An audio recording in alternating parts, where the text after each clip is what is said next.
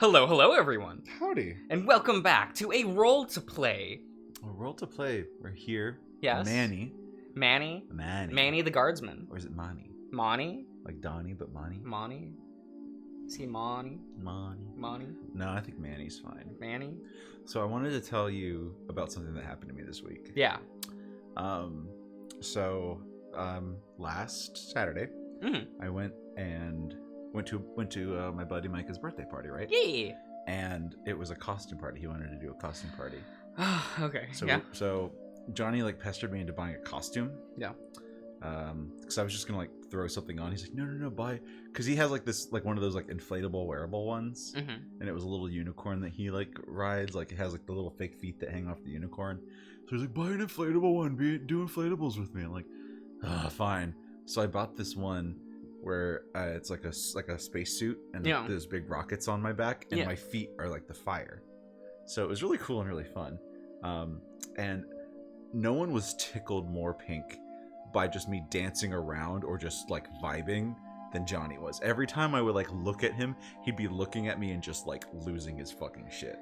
God, he's the whitest motherfucker. So it's pretty funny. And if I were, so it has two little legs hanging. Yeah. So it looks like he's wearing a big rocket. And if I were to slump over, it would look like I'm dead hanging in space. Oh right? my god.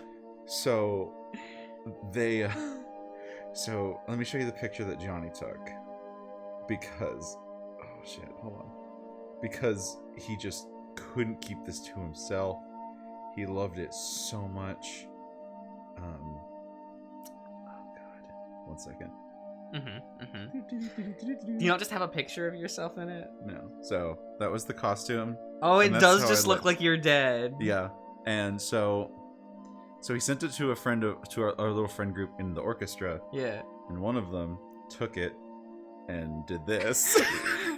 God, that's the ugliest not Photoshop. Well, she did it on her phone. Oh my god, people. And then Johnny has it as his lock screen now. Oh no. And then earlier this week, he sends me a message. And sends me a screenshot of the chat in our Discord for the orchestra. Yeah.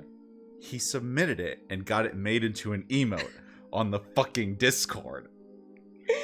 Oh, they love you. It's fine. And then, because he came up with the moniker Dead Space Darian, he's like, oh, he has another nickname with alliteration in it. And he proceeds to tell the most long, verbose, blown out of the water version of the barbecue chip story God, to the whole server. He makes that story longer every time. I at least tell it in a really concise way of, you fell down while trying to go up a hill. He had to take as many jabs at my mental ineptitude as possible. You just slipped in a divot and rolled on your ankle. It's not a long story. No, but he loves to make it a long story. So he did this long, drawn out storytelling of my whole thing to the whole server. It was at 5 a.m., which is the wrong time. To the 300 people on the server. Yeah. And now they all know my fucking business. Yeah, they all know your name, Danger Prone Darian. And it was shite. I was so not. Remember to agree, if we ever get invited to a convention, right? Don't do this. You have, when all of you say hi to Darian, you have to say Danger Prone Darian. I will danger prone all over I'll show you Danger Prone. Oh my god. So that was something that happened to me this week that I wanted to share with you and everybody. All right. That's pretty fun. That's pretty fun. When I told the story to Faye and Nils, Nils made me send it to him to have it made into an emo on our server as well, and it was horrendous. Send it to me. I'll make it. No, we don't need that. His tone is eloquent and friendly, though there is an edge of heartiness to it, quite unusual for his normally lackadaisical demeanor. Well, there we go. Which is good, because I have a special assignment for you. Apologies for the lack of prior notice, but things have been a bit hustle and bustle lately, yes? The two of you stare into each other's helmets of visages. This part of the castle is dead silent. He eventually just gesticulates, swirling his gauntleted hand in a circular motion. Low-key busy, as they say. There's a special individual that I would like you to... It's quite all right, good captain. I can take it from here and brief the guardsmen myself. Oh, okay. So this is a lady. Okay. Oh, she's cute. I like the design. Right? Yeah, she. Oh, you know this outfit's nice. It leads the eye. It really does. It's nice. It's a good color palette. The subtle like pattern designs on the cuff and the shoulders and. Very cool. I like it. I like it. Yeah. Even the touch of green doesn't feel like too out of place.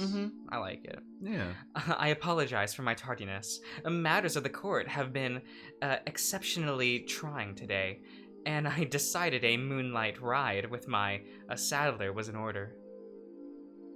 Oh, okay. Good pose. Good pose. Very good. It is so beautiful out there, after all. The captain's posture stiffens before he quickly bows his helmet and noggin. Helmeted noggin. Okay. Your Royal Highness, of course. Yes, there. The guardsman with the captain. How are you this morning? Oh, I just noticed it's the same color. Her eyes in the earring. Josh, no, they are not. Are they not? No. Aren't they both green? No, her eyes are very blue. Okay, it looks from this angle where I'm at. Fair enough. No, they are very different colors. Look, my eyes are hazy at the moment. We're running on the caffeine. Oh boy. No, we'll make it. We'll make it through. It's fine. They at least go together, is what I'm saying. Yes, absolutely. Yes, it's a good look. It's not garish at all, or anything like that. It's not like her eyes are hot pink, and then I would fucking die. Like, game over. You're done. Goodbye. Right. So, does Manny say anything? Oh, yeah, one sec. Majesty, ma'am. It's good to see you. I try to think up a suitable, appropriate word to say. Mary? Manny the Mary. There's a pause. Mary. My cousin, Mary? Guardsman. No, Mary as in, happy. Mirthful? Mirthful. Yeah, full of mirth. Okay. I am full of mirth to be in your gracious presence, Madam Majesty. God. I love this. This is good. The guard captain suddenly looks very interested in that torch by the wall, the one away from this conversation. Okay, so that's not Manny. That's but like, has the scarf. I guess we have a fruitier scarf. I suppose. I guess Manny has like this bedazzled, like blue scarf. And I guess this isn't like a one where the main character is on the screen. We might be looking at from the perspective. Yeah, it is what it is. Perhaps. However, she merrily giggles, finding the effort endearing nevertheless. Okay. You're funny, Guardsman Manny. I'm excited to be riding out with you today. And please, addressing me by my title alone is fine. I find that it saves time, especially with those whom I will be working alongside. Thank you, Princess. So, what is our mission? A royal escort, of course. She beams, folding her hands behind her riding dress and looking up at the mysterious guardsman before her. Mysterious. I am actually rather capable on my own, being a practicer of magical arts myself, but I do so enjoy the company. My father has instructed me to pay a visit to one of our wealthier families that live outside of town, about a 3 hours ride from the gate. It's to be a diplomatic affair. The family in question, the Bartistes, the barista, owns several silver mines along the coast, including some outside our territory.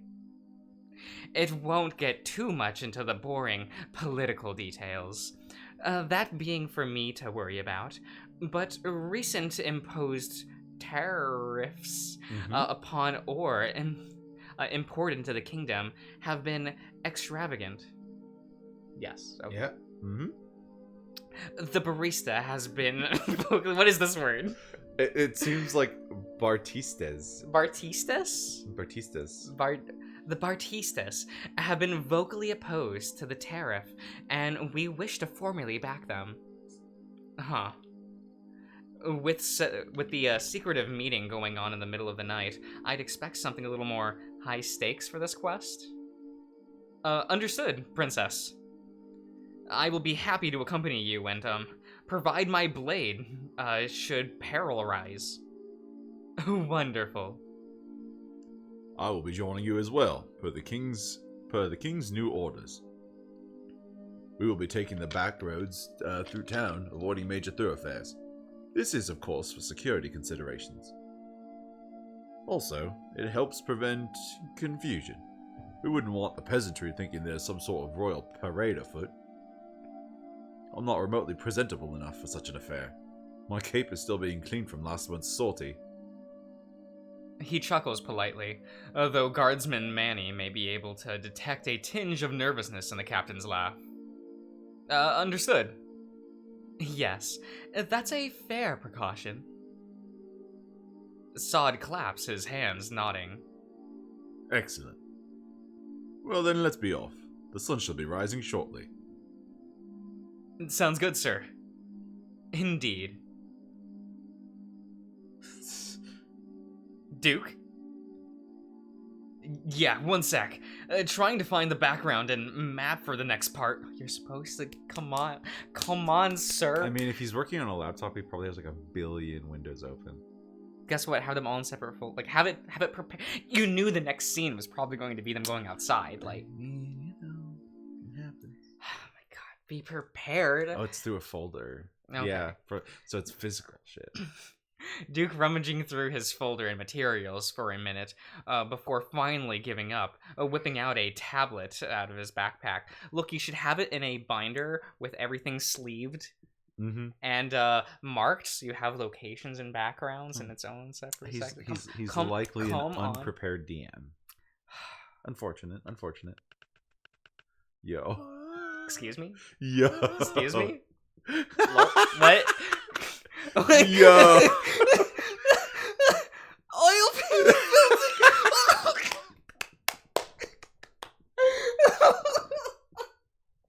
Yo. Okay, that's the best shit I've seen in a VN. 10 That's out of the 10. best shit. It's so good. That was fantastic.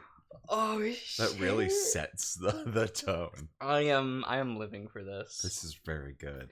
He taps at it, then sets it on the center of the table. Oh, we're scene in. Now we're in. Volton by the sea. Is that right? Is that Volton? It seems like Volton. Benton.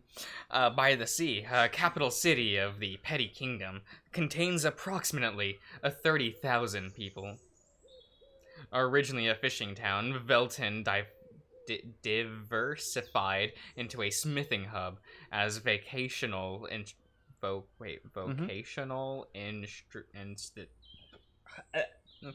institutions.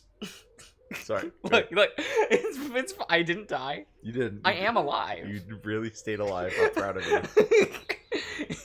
Institutions and craftsman guilds were established. Carts of ore can be seen coming in mass, shipped from across the region to be crafted into all manner of finished products. However, being rather Yeah, being rather perceptive of your surroundings and also being native to the location, you may notice something a little off. Outside of the usual burgeoning.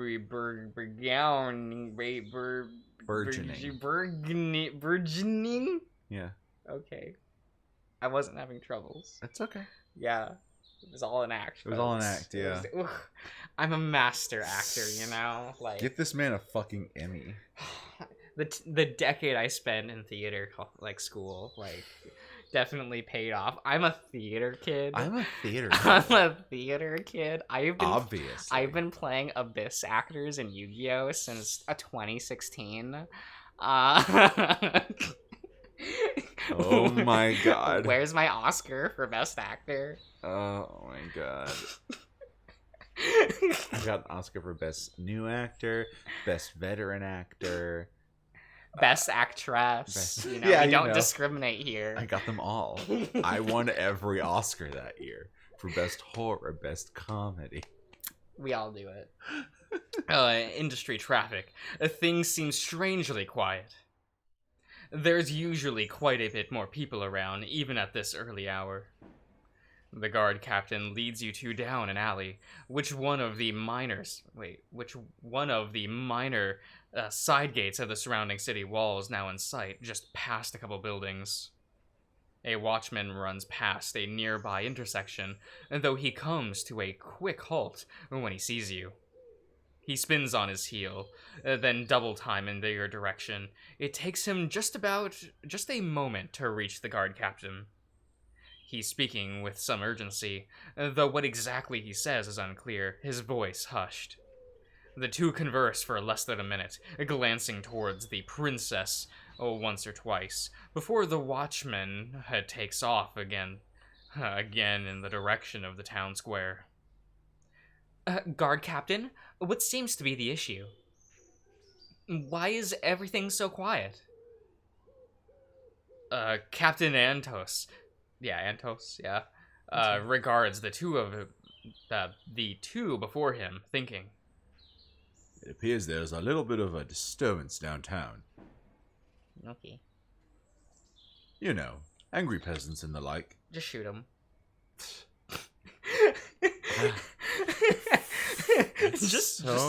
just take out a Glock. Silence them. The fantasy Glock. Well, I cast gun.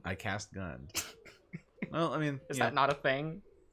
Well, I mean, so there is a class called... Well, more of a custom class. Okay. So, like, I've always had this issue with D&D. Okay. I hate Magic Missile.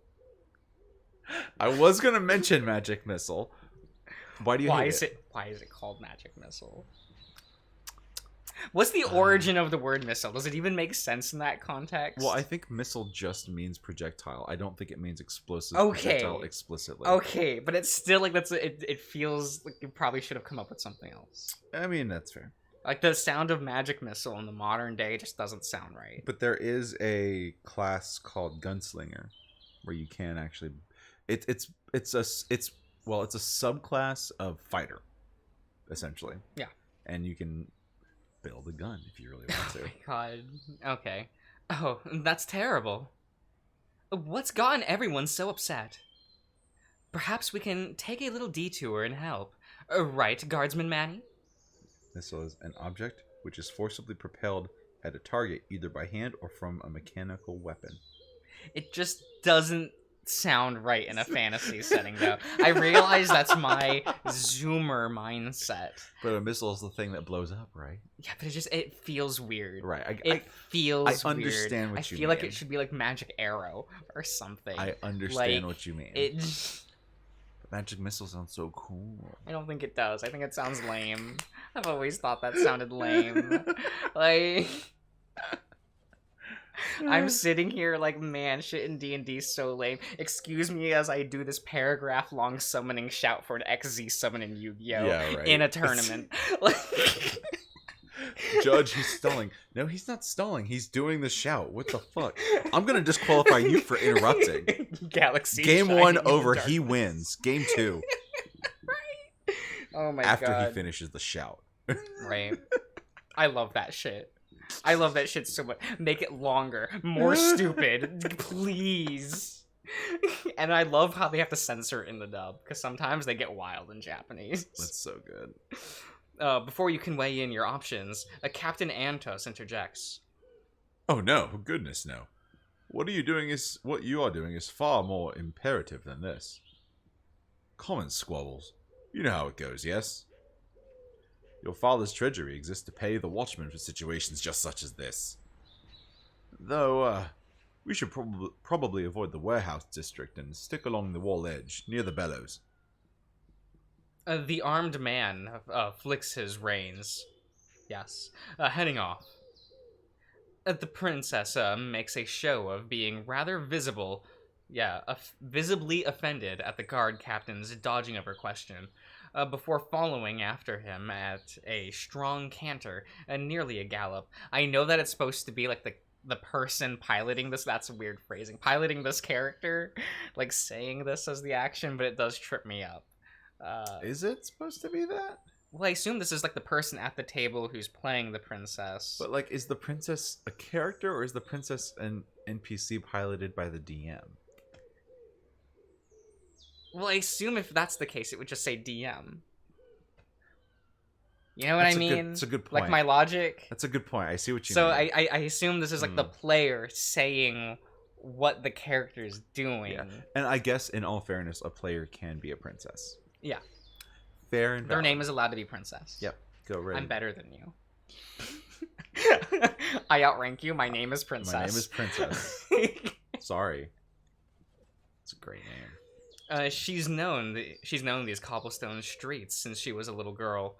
So veering through the various alleyways and thoroughfares comes naturally to her. There you go. And thus she quickly catches up to Captain Antos. Right, with Guardsman Manny bringing up the rear. So yeah, okay. So that is someone playing. I assume you were correct. Yeah. Okay, that makes sense. Mm-hmm. Is he rushing to catch up or taking a more measured pace?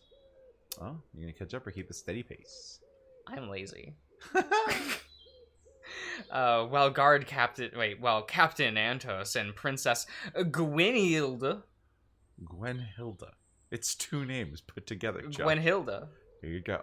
Brynhilder. I love the name Brynhilder. Yeah, that's really the car, right? What, from 15? No, from 14. No, not 14. 13. I'm getting my numbers mixed up. Oh my god. The Brynhilder? Yeah. Wasn't that Saz's Eidolon? No. No, it was Was it Brynhilder? No, it was not. I'm pretty sure it's Brynhilder. I don't think it was. Well, you do that. Give me a second. Rush through the streets. Guardsman Manny stays back a ways, scanning the streets beneath his helmeted visor. Plastered upon various walls, doors, and windows are rather strange-looking fire. Shit, it is Brynhilder. Oh, yeah, damn.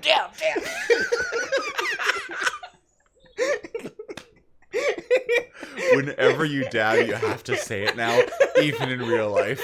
Please. That was so funny. Oh my god. Yeah, damn. It's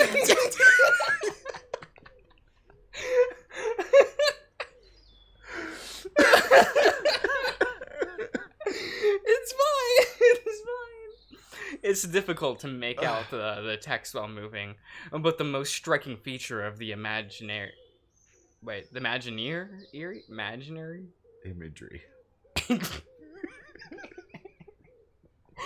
imagery is the depiction of an anthropomorphic lizard holding a sack of silver in one hand and wielding several leashes in the other. Leashes? Mm-hmm. Okay.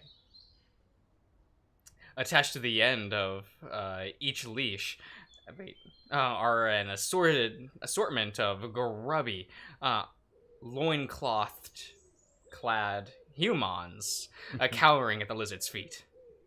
These flyers are everywhere in this part of town, and you start to piece together a few words. Wait, words scrawled? Scrawled? Mm-hmm. Yes. In bold across the top. Out of sight, out of mind, no more. And interesting as this is, by the time the guardsman is able to catch up, the captain has been thrown from his horse. Oh shit.